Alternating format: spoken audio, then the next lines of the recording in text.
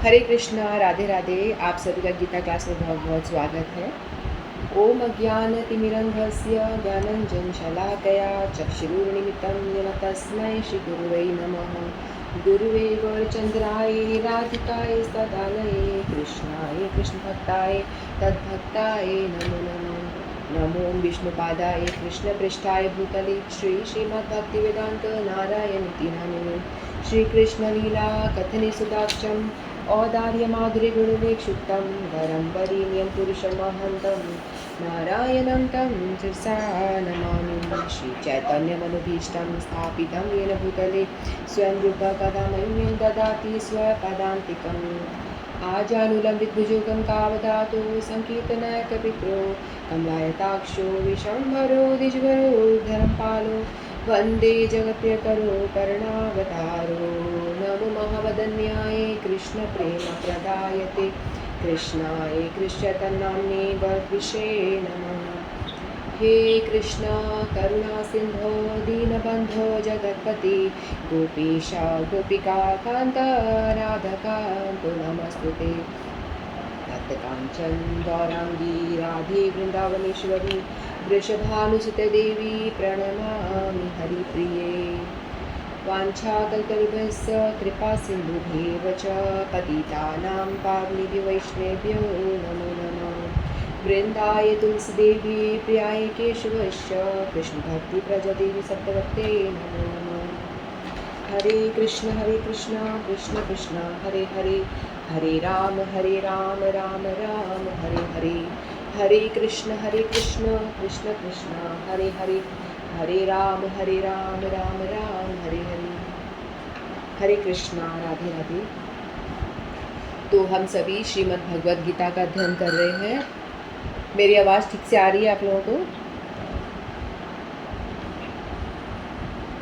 आ रही होगी, कोई नहीं बोल रहा तो हम सभी श्रीमद् भगवद गीता का अध्ययन कर रहे हैं। हमने फर्स्ट 3 चैप्टर्स कंप्लीट कर लिए थे और आज हम चौथे अध्याय से स्टार्ट करेंगे। हालांकि चौथा अध्याय भी हमने शुरू कर दिया था, लेकिन उसका हम रिवीजन देंगे क्योंकि सब भूल गया, सब कुछ हमारा लॉस्ट हो गया होगा क्योंकि बीच में हमारा भागवत कथा का आयोजन शुरू हो गया था, तो उस चक्कर में काफ़ी लंबा गैप हो गया। तो हम चौथा अध्याय के फर्स्ट श्लोक को हम दोबारा से देंगे ताकि चीज़ें थोड़ा सा हमें रिवाइज हो जाए। तो इससे पहला वाला जो अध्याय था वो था हमारा कर्म योग के ऊपर। पूरा चैप्टर जो था कर्म योग के ऊपर था। तो कर्म योग के विषय में भगवान ने अर्जुन को काफ़ी सारी बातें बताई थी और किस तरह से हमें ये कर्म योग का जो ज्ञान है ये आज का नहीं है, बहुत पुराना है। जब चौथे अध्याय में भगवान बताएंगे कि ये कितना पुराना विज्ञान है, कितने पुराने टाइम से चला आ रहा है। तो कर्म योग में हमें बताया था भगवान ने जो मोटी मोटी बातें जो हमने पढ़ी थी उसके थोड़ा सा हम उसको रिवाइज कर लेते हैं। तो पिछले अध्याय में कर्म योग के विषय में हमने श्रवण किया था, उसमें 4 मुख्य बातें हमने थोड़ी सीखी थी। पहला था कि प्रारब्ध हमारे सामने आता है अनुकूल और प्रतिकूल परिस्थितियों को के सामने के रूप में आता है। जैसे प्रारब्ध क्या होता है हमने जाना था ना इस अध्याय में कि जैसे हमारे बहुत सारे पाप होते हैं, हम पुण्य और पाप करते हैं, हमारे अनेक जन्म हो चुके हैं और इन जन्म में हमने कई बार हमने कुछ अच्छे कर्म किए होते हैं, कोई हमने बुरे कर्म भी किए होते हैं। तो अच्छे कर्म जो किए होते हैं वो हमको हम हमारे पुण्य के रूप में हमें मिलते हैं, और जो हमने बुरे कर्म किए होते हैं, किसी का दिल दुखाना, किसी के प्रति अपराध कर देना, कुछ भी चोरी चकारी, कुछ भी जो गलत काम हमने करे होते हैं, वो हमें पाप के रूप में हमारे सामने आते हैं। तो हमारा प्रारब्ध क्या होता है, जो हमारे पाप और पुण्य का जो हमारा बहुत ऊंचा ढेर है, जो हमने करोड़ों जन्मों में एकत्रित किया हुआ है, उसमें से एक मुट्ठी निकल के हमको मिल जाता है। तो उसमें से एक मुट्ठी निकाल दिया जाता है। जैसे कि गेहूं का बहुत ढेर है, उसमें से एक मुट्ठी निकाल दिया, उसमें से कुछ आपके अच्छे वाले प्रारब्ध आ गए, कुछ आपके बुरे पाप, पुण्य और पाप के रूप में उस मुट्ठी में जितने आए वो हो जाते हैं। तो जो पुण्य होते हैं वो हमारे अनुकूल परिस्थिति के रूप में हमारे सुख के फॉर्म में हमें मिलते हैं, और जो प्रतिकूल परिस्थितियां हैं वो हमें दुख के फॉर्म में हमें इस जन्म में भोगनी पड़ती है। हम कहते हैं ना अक्सर कि हमने क्या बिगाड़ा था भगवान, हमें क्यों इतना कष्ट दे रहे हो। तो ये हमें जब हमें ज्ञान हो जाता है तो हम ये बात हम नहीं कहते, क्योंकि हमें पता चल जाता है कि जो भी हमें अच्छा बुरा हमें इस जन्म में भोगने को मिल रहा है वो हमारा ही किया धरा है।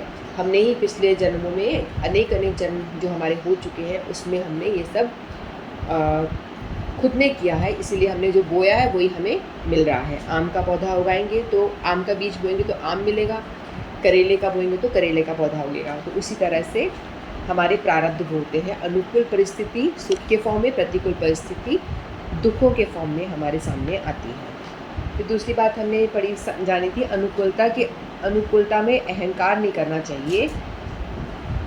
जैसे हमारे पास हमें कभी सुख आता है, फेवरेबल कंडीशंस आती हैं, तो उसमें व्यक्ति हमेशा अहंकार कर बैठता है। अहंकार यानी कि मैं ही निमित्त हूँ, मेरी वजह से ही सब मिल रहा है लोगों को, क्योंकि मैं ही कारण हूँ, मेरी वजह से मैंने इतना बड़ा एम्पायर खड़ा कर दिया, मैंने इतना धन कमा लिया, क्योंकि मैं ही हूँ जो हूँ।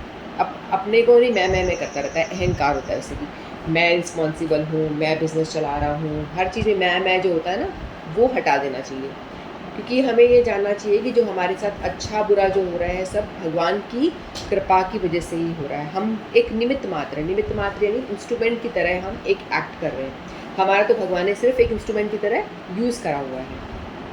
फिर तीसरी बात है कि प्रतिकूल अवस्था में भी कृपा का दर्शन करें। यदि हमारे पास कोई नेगेटिविटी आती है, यदि कोई प्रतिकूल सिचुएशन हमारे सामने आता है, प्रतिकूल सिचुएशन यानी दुखों के रूप में आता है, हमारे कष्टों के रूप में जो आता है वो हमारी प्रतिकूल। अनुकूल सुख के रूप में आते हैं जो सिचुएशन, और प्रतिकूल जो हमारे कष्टों के रूप में हमें मिलता है, जो हमारे दुख कष्ट जो मिल रहा है वो प्रतिकूल सिचुएशंस है। तो उसको भी हमें देखना चाहिए, एक कृपा की तरह देखना चाहिए।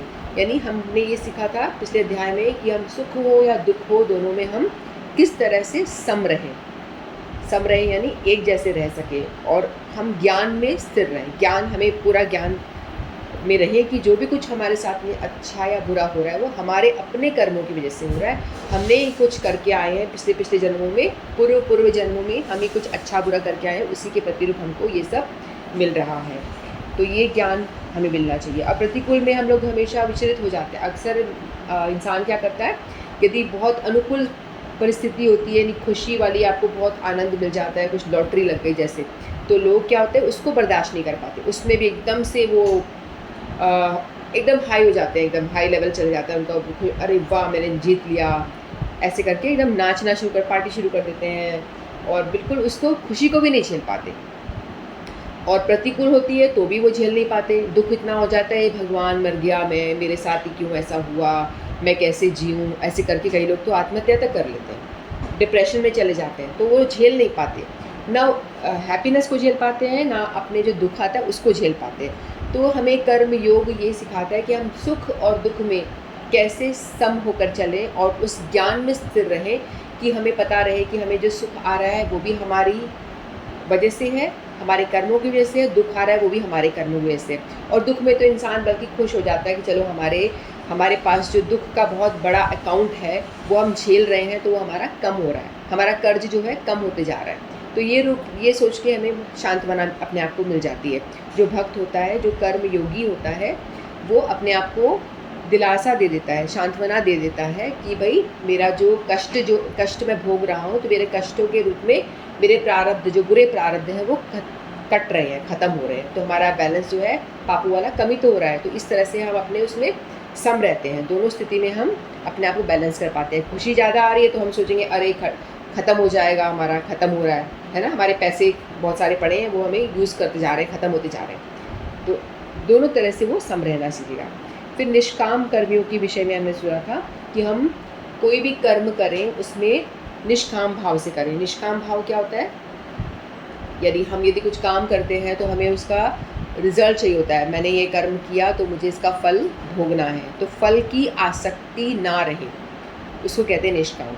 कि हम अपना जो काम कर रहे हैं, कर्तव्य हमें भगवान ने दिया है तो हमें उसका पालन करना है, ये नहीं कि हम उसमें आसक्त हो जाएं, हमें फल की आसक्ति को त्याग करके कर्म करना है। जैसे कि सपोज़ मैं एक टीचर हूँ तो मुझे जॉब मिला है, कोई भी व्यक्ति अपने आप को रिलेट कर सकता है, तो वो अपना कर्म समझे कि ये मेरा कर्म है, मुझे ये करना है बस। ये नहीं कि मुझे बहुत सारा पैसा मिले। आप रिज़ल्ट को पहले आप फोकस कर लेते हो कि मुझे ये मैं कर्म करने वाली हूँ, मुझे इसमें इतना पैसा चाहिए, मैं इतना ट्यूशन्स लूँगी, इतना पैसा मुझे बनाना है, ये एक दिमाग में अपन कर लेते हैं। बिज़नेस वाले भी यही सोचते हैं कि मुझे इतना प्रॉफिट चाहिए। तो ये सब ना सोच करके सिर्फ मेरे को भगवान ने ये जिम्मेदारी दी है, तो मैं अपने काम को ईमानदारी से अपना 100% देकर अच्छे से करूँ। जो इसका फल जो भी हो, अच्छा हो बुरा हो, जो मुझे भगवान को देना है, कम देना है ज़्यादा देना है, वो भगवान आपके ऊपर। तो उसको कहते हैं निष्काम भाव से कर्म करना, यानी कर्म के फल में आसक्ति नहीं होना। कर्म का जो फल होगा उसमें आपको आसक्ति नहीं होना, सिर्फ कर्म करना। तो ये सारी बातें हमने पिछले अध्याय में सीखी थी, जो उसका हमने थोड़ा सा समझ लिया।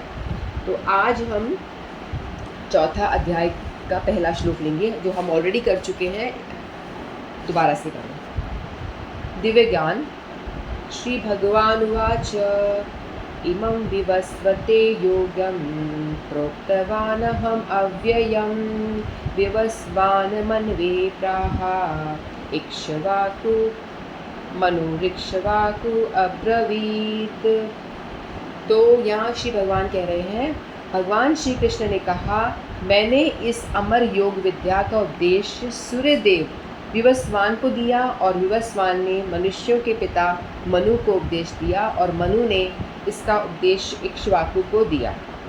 तो भगवान यहाँ ये बताना चाह रहे हैं कि जो हमें कर्म योग के विषय में हमने अध्ययन किया, हमको तो ये पता है ना कि गीता का ज्ञान भगवान ने 5000 वर्ष पूर्व दिया। द्वापर युग में 5000 वर्ष पूर्व अर्जुन जी को दिया गया, भगवान कृष्ण ने दिया था जब वो मोहित हो गए थे। हमें ये पता है, हमने पढ़ा था। लेकिन भगवान यहाँ बता रहे हैं कि ये अर्जुन को ही नहीं दिया गया था। ये जो कर्म योग का जो ज्ञान है, ये बहुत प्राचीन है, बहुत बहुत बहुत पुराना है, यानी लाखों लाखों साल पूर्व ये ज्ञान दिया गया था।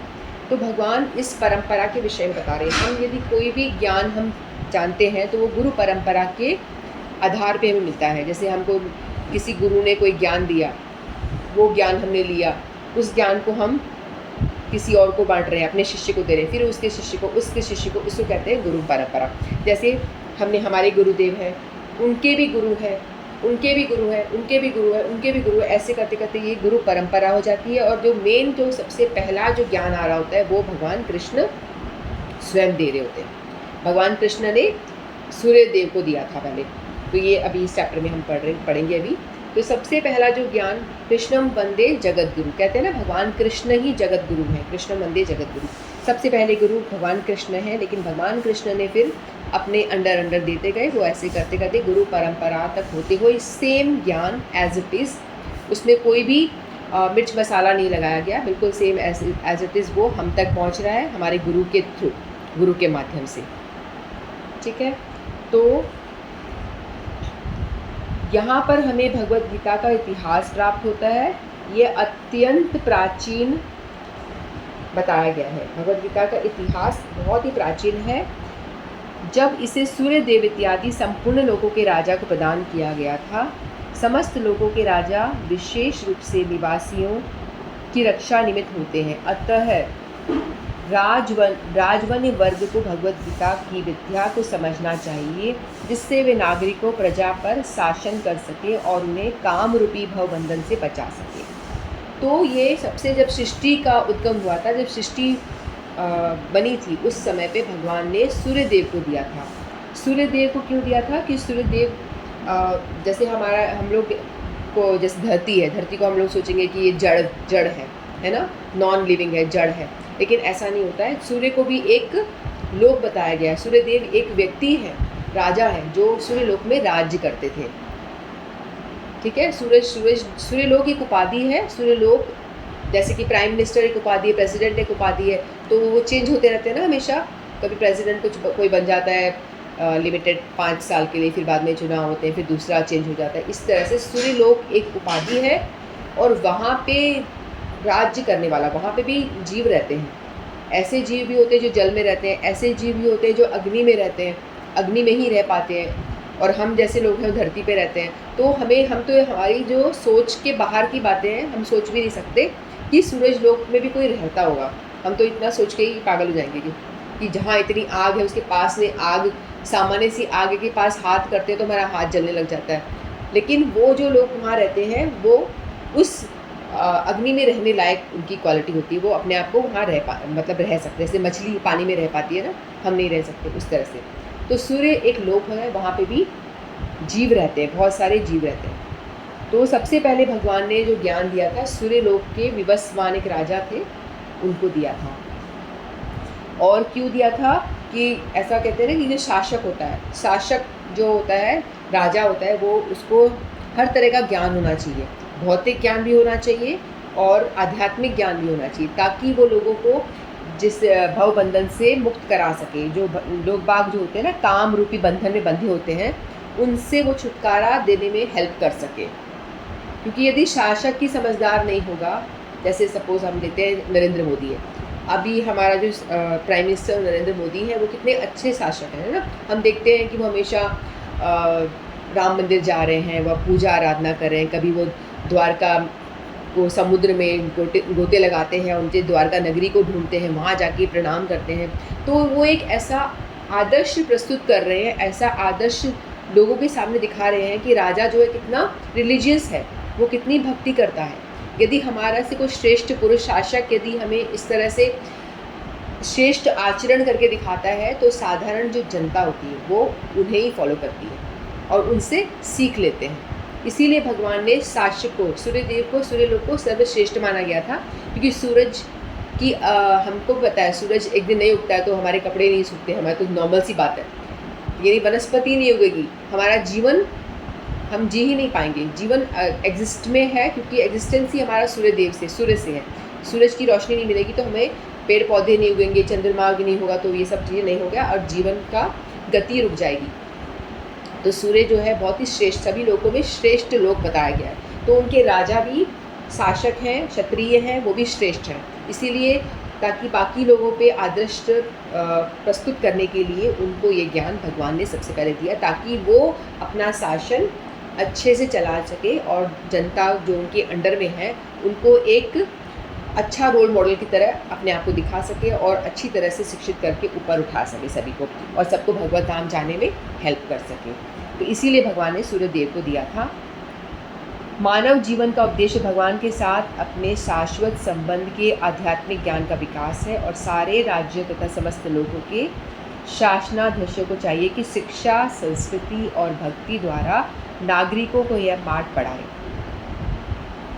जिससे जनता इस महाविद्या का लाभ उठा सके और मनुष्य जीवन के अवसर का लाभ उठाते हुए सफल मार्ग का अनुसरण कर सके।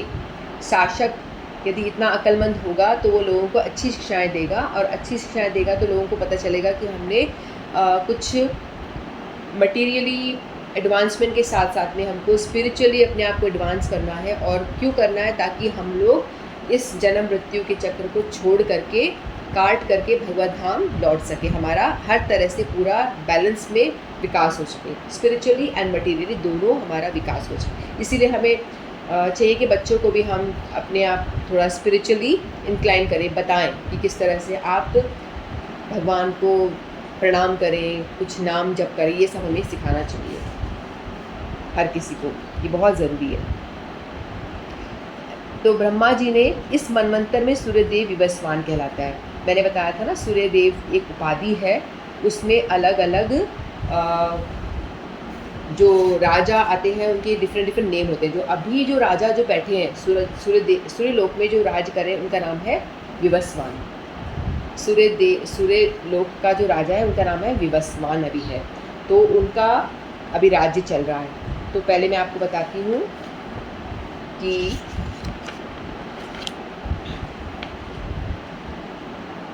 किस तरह से गणना होती है ना। काल की गणना भगवत गीता के अनुसार ब्रह्मा जी की आयु बताई गई है 100 वर्ष। तो आप लोग थोड़ा ध्यान से सुनेंगे तो ये समझ में आएगा, नहीं तो समझ में नहीं आएगा। थोड़ा सा बिल्कुल ध्यान से सुनना प्लीज़, है ना।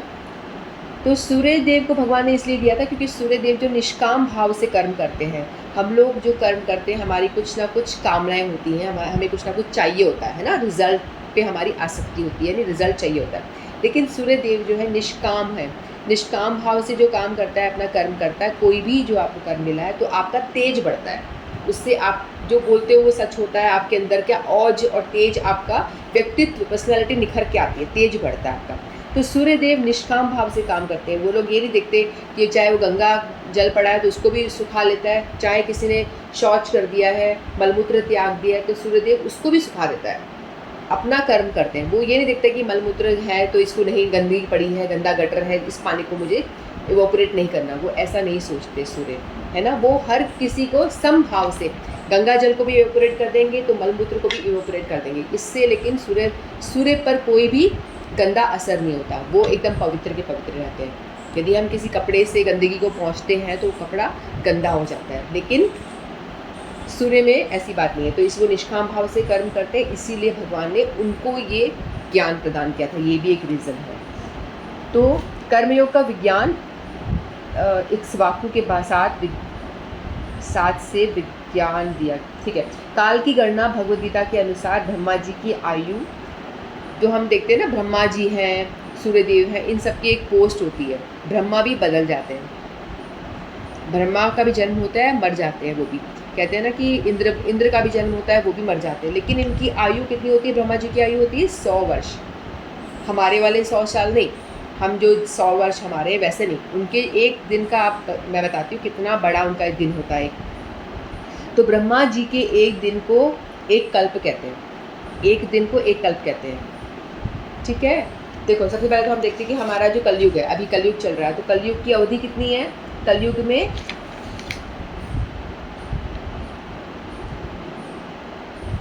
कलयुग की अवधि है 4,32,000 वर्ष, इतनी अवधि है। 4,32,000 वर्ष कलयुग की अवधि है। उसमें से द्वापर के बाद में कलयुग स्टार्ट हुआ ना, और कलयुग अभी कितने साल हमारे बीते हैं? सिर्फ 5,000 वर्ष। अभी हमारे सिर्फ 5,000 वर्ष ही बीते हैं, क्योंकि द्वापर के एंड में भगवान ने भगवद गीता सुनाई थी। तो इतने वर्ष हमारे बीते हैं, और अभी बचे कितने कलयुग के? 4,27,000। अभी इतने सारे साल बचे, इतने सारे साल तक कलयुग चलेगा। 4,32,000 पूरा अवधि है, 5,000 बीत चुके हैं। उसी में हम देख रहे हैं कलयुग का हाल कितना बुरा हो चुका है, कितना कली का प्रभाव कितना ज़्यादा हो गया, लोग कितना अधर्मी हो गए हैं, है ना। लेकिन आगे जाकर तो और भी अधर्म बढ़ेगा, बहुत ज़्यादा बढ़ेगा। यदि हमने भगवत भक्ति का सहारा नहीं लिया, नाम जप ये सब नहीं शुरू करा, तो आगे जाकर के तो कुछ हो ही नहीं सकता, हमारा पतन होना ही होना है। और ऐसा बताया गया सिर्फ 20 साल की आयु होगी। आगे जाएंगे ना, कलयुग की लोग बाग 20 साल की आयु रह जाएगी। उसने में लोग जन्म लेंगे, पैदा होंगे, बड़े होंगे, फिर जवान होंगे, बच्चे पैदा होंगे, फिर बूढ़े होंगे, फिर मर भी जाएंगे। 20 साल की अवधि, बस इतना ही होगा। तो शायद उसके भी आगे 10 साल रह जाएगा। तो कलयुग का हाल इतना बुरा होगा। आज हम देखते हैं कि लोग फ्लैश खा रहे हैं, मीट ईटिंग कर रहे हैं, जानवरों को मार मार के खा रहे हैं, गौ हत्या कर रहे हैं। कितना पाप है ना, घोर पाप है। लेकिन आगे जाके हम, जैसे श्रीमद् भागवत में इसका विवरण आता है, आगे इतना घोर कलयुग होगा कि इंसान को मार के खा जाएगा, बहुत बुरा हाल होगा। तो अभी हमारा जो ये चल रहा है ना, धन्य कलयुग कहते हैं, क्योंकि इसमें चैतन्य महाप्रभु ने अवतार लिया था, इसलिए इसको धन्य कलयुग बोला जाता है। तो हमको नाम जप का यहाँ पे बहुत प्रचार प्रसार हम देख रहे हैं ना, बहुत हो रहा है। तो हम लोगों को इसका सहारा जरूर लेना चाहिए। अगर नहीं लेंगे तो बाद में तो कुछ हो ही नहीं सकता, क्योंकि कलयुग का प्रभाव बहुत ही भयंकर आने वाला है। तो कलयुग को यदि हम डबल कर देते हैं, किसी को भी आप 2 से मल्टीप्लाई कर दो तो डबल हो जाए, तो डबल कर देते हैं। तो उसके कलयुग से पहले कौन सा युग था? द्वापर युग। तो द्वापर युग की अवधि डबल थी, कलयुग इंटू 2, तो 8,64,000। फिर द्वापर से पहले था त्रेता युग, तो त्रेता युग की अवधि कलयुग इंटू 3, कलयुग को 3 गुना कर देंगे तो होगा 12,96,000। इतनी लंबी अवधि त्रेता युग की थी। फिर उसके पहले आया था सतयुग, तो सतयुग को हम कलयुग से 4 गुना कर देंगे, 4 बार मल्टीप्लाई गुना करेंगे तो उससे हो जाएगा 17,28,000। इतना लंबी अवधि सतयुग की थी। तो ये चतुर्युग है, कलयुग, द्वापर, त्रेता एंड सतयुग, ये 4 युग हैं। इनकी अलग अलग अवधियाँ बताई गई हैं। सबसे कम कलयुग की है, जो भी 4,32,000 इतना साल कलयुग चलेगा। तो ये चतुर्युग, ये चारों को मिला के बोलते हैं एक चतुर्युग, ठीक है। तो इसको चतुर्युग को हम महायुग बोलते हैं, एक चतुर्युग को महायुग बोलते हैं। तो इसमें और 71 चतुर्युग ऐसे, यदि हम इनको ऐड करेंगे तो बहुत बड़ा लंबी एक अंक हमें मिलेगा। उसको अभी हम ऐड करते हैं 71 टाइम्स, चतुर्युग को 71 टाइम्स ये आ जाते हैं। है ना। तो इसको बोलते हैं एक मनमंत्र। एक मनमंत्र कितना बड़ा हुआ, है ना। चतुर्युग चारों को ऐड करने के बाद में जितना भी आपकी संख्या आ रही है 43 लाख 20,000 साल कुछ ऐसे, तो उनको हम 71 टाइम्स ऐड करते तो एक मनमंत्र होता है। तो इस तरह से, और अभी हर मनमंत्र में 14 मनु बदलते हैं, 14 मनु बदलते हैं। तो ब्रह्मा जी के एक दिन में एक कल्प कहते हैं, ब्रह्मा जी के एक दिन को हम कहते हैं एक कल्प। तो एक दिन में होते हैं 14 मनु बदल जाते हैं। तो बहुत डिफिकल्ट है आप लोगों के लिए, लेकिन फिर भी कोई बात नहीं, समझने की कोशिश कर रहे हैं कि कितना पुराना इतिहास है वो बता रहे हैं। हर मनु को कर्म काल में 71, और एवरी मनु जो होता है 71 चतुर्युग उसमें पास हो जाते हैं। 71 चतुर्युग जो हमने 4 बताया ना युग। तो ब्रह्मा जी का एक दिन कितना होता है, एक कल्प जितना। एक कल्प मतलब ब्रह्मा जी का एक दिन, एक कल्प यानी 1000 चतुर्युग। जब 1000 चतुर्युग पास हो जाते हैं तो ब्रह्मा जी का एक दिन होता है। वैसे ही 1000 चतुर्युग पास होते हैं तो ब्रह्मा जी की एक रात्रि होती है। तो इतना बड़ा ब्रह्मा जी का दिन होता है। 4 युग हमने बताया ना, 4 युग को 71 टाइम से चले जाते हैं, तो यानी 1000 चतुर्युग गुजर जाते हैं। इतना बड़ा ब्रह्मा जी का एक दिन होता है। तो ऐसे करते करते 100 साल की उम्र होती है ब्रह्मा जी की। तो उसके बाद 100 साल के बाद में उनकी डेथ हो जाती है, फिर नए ब्रह्मा आते हैं, ऐसे होता है। तो ब्रह्मा जी का एक दिन बहुत लंबा है। तो प्रत्येक चतुर्युग के बाद में, अच्छा ये ठीक है। तो इस तरह से इतना पुराना इतिहास है। तो ये जो ज्ञान सबसे पहले भगवान ने विवस्वान को दिया था। विवस्वान ने फिर अपने पुत्र मनु को दिया था। जो मनु जो है मनुष्यों के पिता माने जाते हैं। मनु के नाम से यह मानव कहलाते हैं ना। मनु की संतानें हैं हम सब। मनु यानी मानव से शब्द बनता है उसे। तो विवस्वान जो अभी सूर्यलोक में राजा राज्य कर रहे हैं, उनका नाम है विवस्वान। उनके बेटे को दिया, मनु को ये ज्ञान दिया था। फिर मनु ने दिया इक्ष्वाकु, उनके बेटे इक्ष्वाकु को दिया था। जो इक्ष्वाकु थे वो भगवान त्रेता युग में रामचंद्र जी के वंशज थे। बाद में आगे जाके राम जी वहाँ पे प्रकट हुए थे। तो इस तरह से ये ज्ञान जो है बहुत पुराना है, बहुत ही पुरातन है। तो ऐसा नहीं है कि आज से दिया फिर आप ऐसे बोलोगे भाई भगवान तो अभी बता रहे ना, भगवान कृष्ण अर्जुन को ही बता रहे हैं सारी बातें। तो अर्जुन के मन में तो ये आएगा कि कृष्ण तो आप तो अभी भी हो, अभी तो आप मेरे सामने पैदा हुए, मेरे बुआ के बेटे ही तो हो आप, और आप कह रहे हो कि मैंने ये ज्ञान कब दिया था, तो ये कैसे पॉसिबल है। ऐसे क्वेश्चंस भगवान आगे अर्जुन बहुत सारे पूछने वाले हैं भगवान कृष्ण को। तो भगवान कृष्ण कहते हैं कि देखो मेरा जन्म, तुम्हारा जन्म ना कितनी बार अनंत बार हो चुका है। तुम कभी क्या बने, कभी क्या बने, कभी कोई राजा बने, कुछ बने, और तुम्हें वो सारी बातें कुछ भी याद नहीं है। और मेरा भी जन्म कहीं हो चुका है, मैं भी अवतार लेता रहता हूँ, लेकिन मुझे सब याद है, तुझे कुछ भी याद नहीं है। तुझे एक भी चीज़ याद नहीं, मुझे सारी बातें याद है, मैंने कब था। तो सबसे पहले जब सृष्टि का आरंभ हुआ था, तब सूर्यलोक में जो विवस्वान राजा उस पोस्ट पे बैठे थे, विवस्वान सूर्यलोक के राजा जो थे, उनको ये ज्ञान मैंने भगवत गीता का कर्म कांड वाला जो है ये दिया था। फिर उन्होंने अपने पुत्र मनु महाराज को दिया था। फिर मनु महाराज ने अपने पुत्र इक्ष्वाकु को दिया था। इस तरह से ये जो ज्ञान है ये बहुत ही पुराना और पुरातन है। और बीच में क्या होता है कि थोड़ा सा गुरु परंपरा में लिंक कट गया था। जैसे कि पावर हाउस से हमारे घर में लाइट आ रही है, लेकिन कोई तार कट गया, किसी रूम का तार कट जाता है, तो वहाँ की कनेक्शन कट गया, तो उस रूम में लाइट पंखे बंद हो जाते चलना, है ना। तो उसी तरह से जो पावर हाउस से भगवान कृष्ण है, वहाँ से लाइट आ रही है और वो पूरा प्रज्वलित कर रही है। लेकिन बीच में कुछ किसी वजह से या प्रचार प्रसार ठीक से ना हुआ हो तो छिन्न भिन्न हो गया था। ये ज्ञान जो था थोड़ा सा ढक सा गया था। तो भगवान ने बोला कि लोगों को समझ नहीं आ रहा, तो फिर भगवान ने दोबारा से द्वापर युग में अवतार लिया और फिर बाद में अर्जुन को ये ज्ञान दोबारा से दिया। तो ये भगवत गीता का ज्ञान है। लोग ऐसे बोलते हैं ना, ये पुरानी पुरानी बातें हैं, हम तो नए ज़माने के लोग हैं, हम क्यों ये सारी बातें मानें। तो हमें समझना चाहिए कि इतनी पुराना, तभी भी ये भगवत गीता ज्ञान उतना ही वैलिड था जितना आज है, और आगे भी कितने भी साल बीत जाए तो भी ये उतना ही वैलिड रहेगा, क्योंकि भगवान के मुख से निकला हुआ ये ज्ञान है और एक दिव्य ज्ञान है। ये हमेशा हमेशा वैलिड रहेगा और उतना ही वैलिड रहेगा। जब जितना पहले था वो उतना आज है, उतना कल भी रहेगा, हमेशा रहेगा। तो भगवान यहाँ उसका इतिहास बता रहे हैं, गुरु परंपरा बता रहे हैं कि किस तरह से भगवान ने उसको दिया, विवस्वान को दिया, विवस्वान ने मनु को दिया, मनु ने फिर इक्ष्वाकु को दिया, फिर इक्ष्वाकु ने फिर किसी और को दिया। इस तरह से करते करते गुरु परंपरा के माध्यम से ये ज्ञान जो है आज तक चला आ रहा है। तो कोई भी ज्ञान जो होता है गुरु परंपरा के उस पे ही चलता है। ठीक है। सूर्यदेव विवस्वान को इसलिए गीता सुनाई गई क्योंकि वह क्षत्रिय था और उस समय क्षत्रियों का जनक है जो सूर्यवंशी है। चूँकि भगवद गीता वेदों के ही समान है क्योंकि इसे श्री भगवान ने कहा है, अतः यह ज्ञान अपौरुषेय है। चूँकि वैदिक आदेशों को यथारूप में बिना किसी मानवीय विवेचना के स्वीकार किया जाता है, फलतः गीता को भी किसी सांसारिक विवेचना के बिना स्वीकार किया जाना चाहिए। सांसारिक तर्कीजन अपनी अपनी विधि से गीता के विषय में चिंतन करते हैं, किंतु यह यथारूप भगवद गीता नहीं है। अतः भगवद गीता को गुरु परंपरा से यथारूप में ग्रहण करना चाहिए।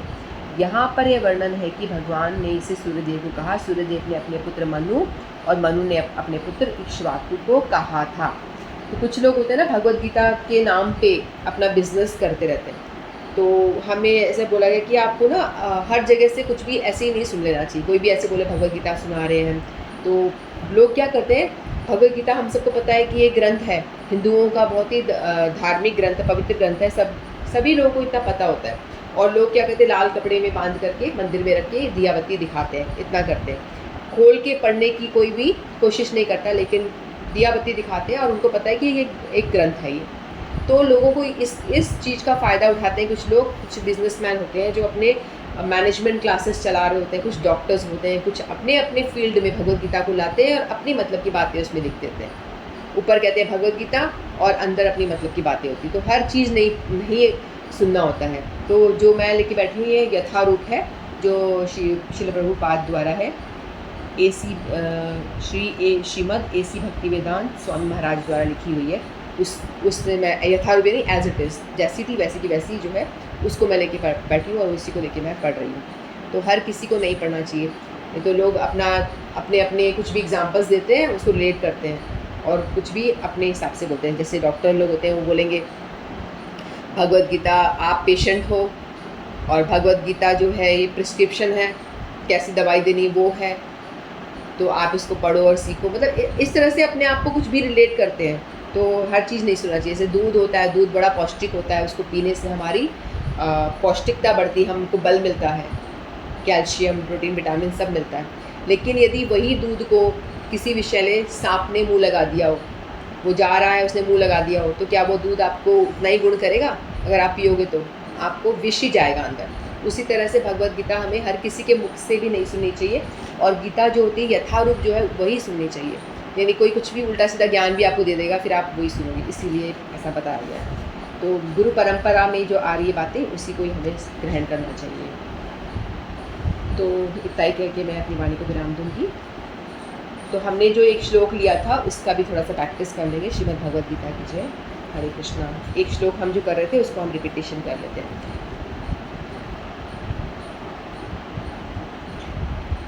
ये श्लोक था हमारा दूसरे अध्याय का 40th श्लोक।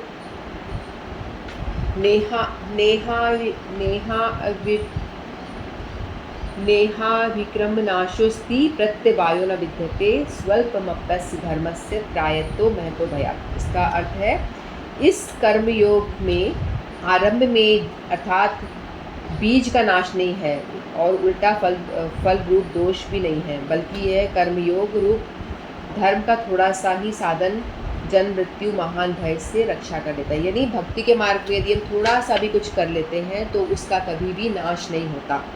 आप भक्ति के मार्ग पे, हमने अभी बैठ के इतना सुना, तो ये हमारा हमेशा के लिए आपके अकाउंट में, स्पिरिचुअल अकाउंट में स्टोर हो गया है।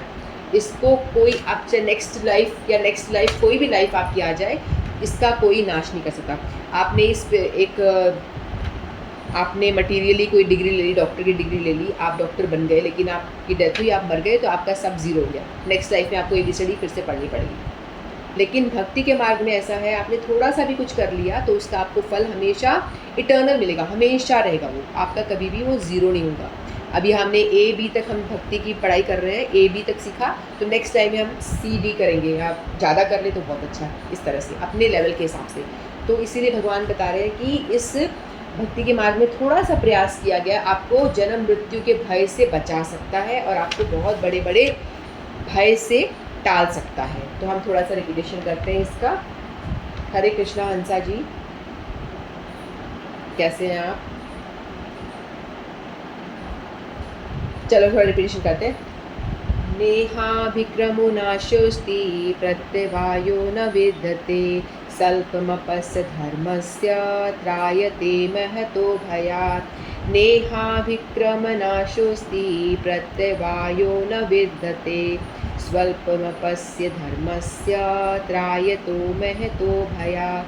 नेहाभिक्रमनाशोऽस्ति प्रत्यवायो न विद्यते स्वल्पमपस्य धर्मस्य त्रायते महतो भयात्। नेहाविक्रमनाशोऽस्ति प्रत्यवायो न विद्यते स्वल्पमपस्य धर्मस्य त्रायते महतो भयात्। नेहाविक्रमनाशोऽस्ति प्रत्यवायो न विद्यते स्वल्पमपस्य धर्मस्य त्रायते महतो भयात्। कौन रिपीट करेगा? नेक्स्ट हंसा जी आप करें। हरे कृष्णा। हरे कृष्णा।